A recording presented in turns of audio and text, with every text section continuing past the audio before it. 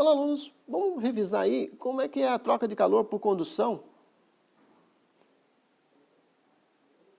entre os lados da parede, né? Troca de calor por condução.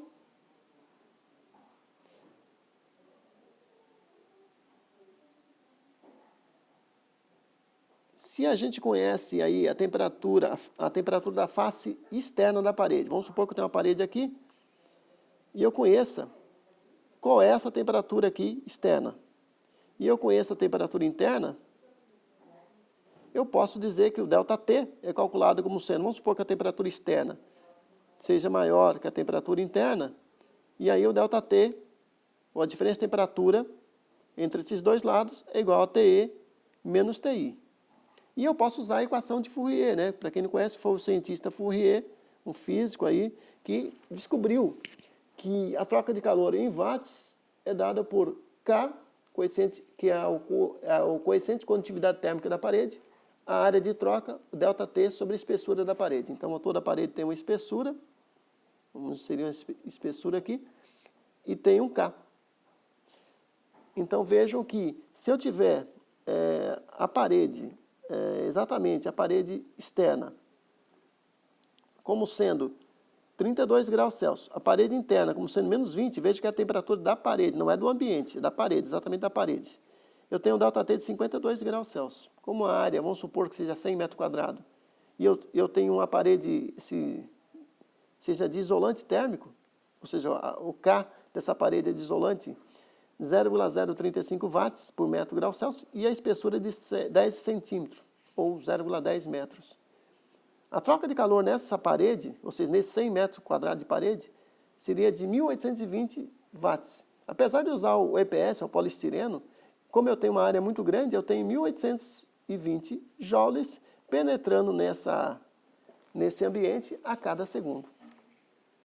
Só para lembrar, então, que essa taxa de troca de calor, a gente chama de taxa de troca de calor porque ela é em joule por segundo, né? É uma taxa. Ela está considerando a temperatura da parede 32 e a temperatura de dentro da parede de menos 20. Normalmente, a gente não conhece essas temperaturas, né? Então, se a gente conhecer essas temperaturas, pode usar diretamente essa equação. Mas se isso não for possível, se eu não conhecer, a gente faz outro cálculo, a gente introduz um outro conceito, que é um Q ponto igual a U a ΔT. Nesse caso, eu vou chamar de U 1 sobre resistência equivalente.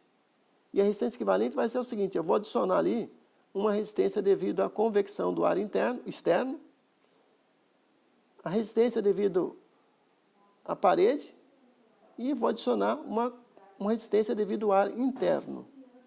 E vou dizer que aqui dentro está, aí vamos supor que a temperatura do ar de fora seja 35 graus Celsius, e a temperatura do ar de dentro aí seja menos 18 graus Celsius. Desculpa, menos 23 graus Celsius. Pronto, vou colocar assim. O calor vai, obviamente, do quente para o frio, né? Nesse caso aí. Só que agora, vejo que aqui é a temperatura do ar externo e aqui é a temperatura do ar interno. Não é mais a parede. Então, para isso eu tenho que conhecer a convecção. Na literatura, esses valores são dados como sendo, normalmente aí, HE 25 watts metro quadrado grau Celsius e o HI como sendo 7 watts por metro quadrado grau Celsius. Nesse caso, então, eu teria que a resistência equivalente seria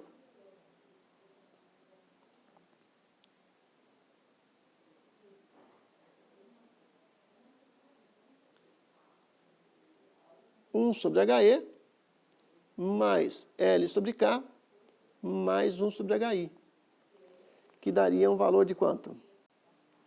Vejam que eu vou usar a mesma espessura, né? L da parede de 0,10 metros e o K 0,035, né? O poliestireno, né? Essa grandeza aqui, ó, das 2,85, essa grandeza aqui é 1 sobre 7, dá 0,14, e aqui dá 1 sobre 25, dá 0,04. Então, eu tenho 3, mais ou menos, metro quadrado, graus Celsius, watts. Esse valor, ele é invertido, né, para calcular o U. Então, nesse caso aí, o U é de 0,33 watt por metro quadrado, grau Celsius. E a troca de calor agora, Q agora, vai ser igual a 0,33 vezes a área de 100 metros quadrados, vezes o ΔT, nesse caso é 35 menos 23.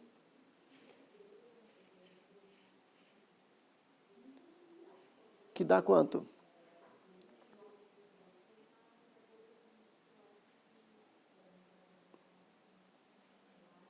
(58) aqui dentro, né? Essa conta dá 58. E aqui é vezes, não é isso? Vezes e vezes. Ó. Vai dar